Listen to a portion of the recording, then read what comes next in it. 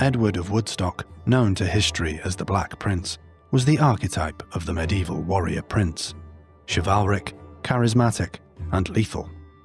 Though he never ascended the English throne, his military prowess and personal legend have echoed through the centuries. Born in 1330 into the royal house of Plantagenet, he was the eldest son of Edward III and Philippa of Hainault. As heir apparent, Edward was expected not just to inherit a crown, but to secure and expand England's dominion by force if necessary. This is the story of a prince forged in the crucible of the 100 Years' War, celebrated for his victories, feared for his fury, and remembered for a legacy that casts both light and shadow. Edward's upbringing coincided with a period of renewed dynastic ambition. His father, Edward III, laid claim to the French crown in 1337, initiating what would become the 100 Years' War, a prolonged series of conflicts between the kingdoms of England and France. From an early age, Edward was immersed in the values of chivalric kingship, loyalty, piety, honour, and above all, martial excellence. His education encompassed languages, Latin, theology, and heraldry, but his most intensive training was military. At just 7 years old, he was created Earl of Chester. 1 year later, he was named Prince of Wales, an explicit recognition of his future kingship. These were not merely ceremonial titles. They reflected Edward III's intention to use his son not just as an heir, but as an instrument of war. The first great test of Edward's military capacity came at the Battle of Crecy in 1346. Then aged 16, he was given command of the vanguard of the English army during one of the most critical engagements. The English force, composed roughly 12,000 men, faced a numerically superior French army under King Philip VI, possibly double in size. Edward's role was far from symbolic. He fought in the thick of the conflict, commanding longbowmen, infantry, and dismounted knights. According to the chronicler Jean Froissart, at one point in the battle, his position came under severe pressure. A request for reinforcement was sent to Edward III, who replied, "Let the boy win his spurs." The English victory at Crecy was total. French losses were catastrophic, and the English longbow, deployed in structured volleys, proved decisive. The young prince's reputation soared. He had earned his place among the great captains of Europe. Following Crecy, Edward played a key role in the siege of Calais, which resulted in the city's capitulation after 11 months. Calais became a vital English enclave on the continent, held until 1558. In 1348, Edward III founded the Order of the Garter, a chivalric order inspired by Arthurian legend and dedicated to the cult of knighthood. Edward of Woodstock was named its first knight. These honours reflected more than lineage. They marked the emergence of a prince whose image was carefully cultivated to represent the ideals of medieval kingship. Edward's most celebrated military achievement came at Poitiers in 1356, during a campaign deep into French territory. Leading an English force of perhaps 6,000 men, Edward was confronted by a much larger French army led by John II. Outnumbered and cut off from reinforcements, Edward chose to stand and fight. He positioned his archers on high ground, used natural terrain to control the battlefield, and deployed dismounted knights to form a solitary infantry corps. After hours of intensive fighting, English archers devastated the French cavalry, and the French army collapsed. More astonishingly, Edward's men captured King John II himself, along with his youngest son Philip.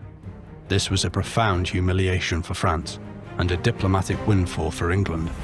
The French king was brought to London and held in honourable captivity for 4 years. A ransom of 3 million was eventually negotiated, an extraordinary sum, and the Treaty of Brittany in 1360 formalised England's temporary territorial gains. Edward's personal conduct after Poitiers was praised widely.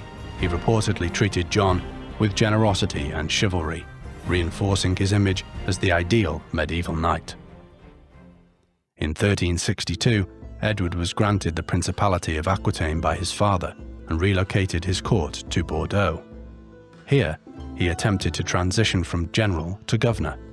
However, the region's fractious politics, along with Edward's own temperament, complicated matters. His administration struggled to extract taxes from a resentful Gascon nobility, and unrest simmered. The prince's fortunes declined further following the ill-fated Castilian Intervention of 1367. Edward supported Pedro I of Castile, known as the Cruel, against his rival Henry of Trastamara. Though Edward won the Battle of Najera, the campaign drained his finances and exposed his troops to disease. More critically, his health, which had already been deteriorating, collapsed. Edward's exact illness remains unknown. Chroniclers describe weight loss, chronic fatigue, and severe gastrointestinal symptoms. Theories range from dysentery to tuberculosis or Crohn's disease. Despite his condition, Edward led a punitive expedition against the city of Limoges in 1370 after it defected to the French. The siege ended with the city's sack. According to Froissart, as many as 3,000 civilians were killed, though modern historians question the accuracy of that figure, arguing it may have been exaggerated for dramatic or moral effect. However, after his death, a requiem mass was held for him in France. Would the French celebrate a man who had slain 3,000 of their own? Nonetheless, the event tarnished Edward's chivalric reputation. The prince who had once exemplified honor on the battlefield was now seen by some as a symbol of vengeance and cruelty. Edward returned to England in 1371, physically broken and politically sidelined. He withdrew from public life, though he remained active in court matters intermittently. In 1376, he supported reforms in Parliament against powerful court factions, showing a final flash of political agency. He died later that year, on June 8, 1376, aged 45. He predeceased his father by a year. His death left the succession in the hands of his 10-year-old son, Richard of Bordeaux, who would ascend the throne as Richard II the following year. Edward was buried in Canterbury Cathedral near the shrine of Thomas a Becket, a deliberate choice that signalled his piety and prestige.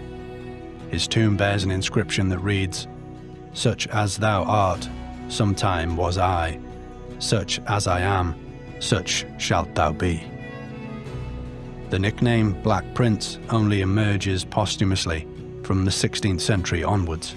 Its origins remain debated. Some suggest it referred to the colour of his armour, others believed it alludes to his ferocity in battle. Despite his early death, Edward's reputation endured. Chroniclers like Froissart and modern historians such as Jonathan Sumption regard him as a military prodigy, perhaps one of England's most gifted battlefield commanders. Yet his legacy is a paradox, a prince who won glory but not a crown, who embodied both the ideal of knighthood and its darker realities. Edward of Woodstock lived in an age where kingship was measured in blood and steel.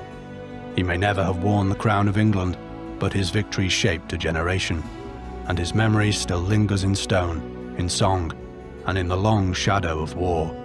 He was the prince who might have been king. He was the Black Prince.